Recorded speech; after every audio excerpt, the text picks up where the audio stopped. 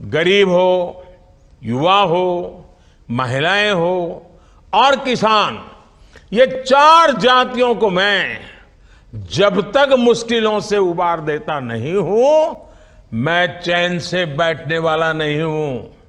मैंने कहा था कि विकसित भारत का संकल्प 4 अमृत स्तंभों पर मजबूती के साथ टिका है। ये अमृत स्तंभ कौन से हैं, इसी पर हमें ध्यान केंद्रित करना है। एक अमृत स्तंभ है हमारी नारी शक्ति, दूसरा अमृत स्तंभ है हमारी युवा शक्ति, तीसरा अमृत स्तंभ है हमारे किसान भाई बहन, चौथी अमृत शक्ति है हमारा गरीब परिवार। मेरे लिए देश की सबसे बड़ी 4 जातियां हैं।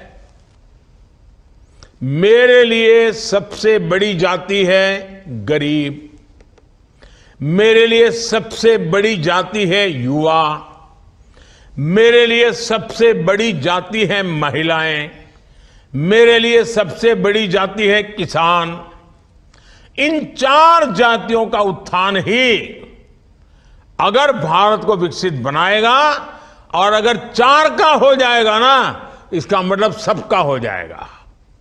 इस देश का कोई भी गरीब, चाहे वो जन्म से कुछ भी हो, मुझे उसका जीवन स्तर सुधारना है, उसे गरीबी से बाहर निकालना है। इस देश का कोई भी युवा, चाहे भी उसकी जाति कुछ भी हो, मुझे उसके लिए रोजगार के, स्वरोजगार के नए अवसर देने हैं। इस देश की कोई भी महिला, चाहे उसकी जाति कोई भी हो, कुछ भी हो, मुझे उसे सशक्त करना है, उसके जीवन से मुश्किलें कम करनी है, उसके सपने जो दबे पड़े हैं ना, उन सपनों को पंख देनी है, संकल्प से भरना है, और सिद्धि तक उसके साथ रह करके मैं उसके सपने पूरे करना चाहता हूं।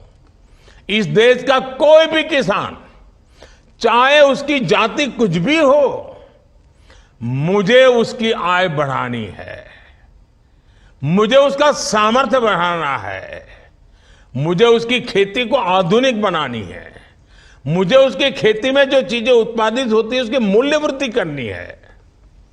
गरीब हो, युवा हो, महिलाएं हो और किसान, ये 4 जातियों को मैं जब तक मुश्किलों से उबार देता नहीं हूं, मैं चैन से बैठने वाला नहीं हूं।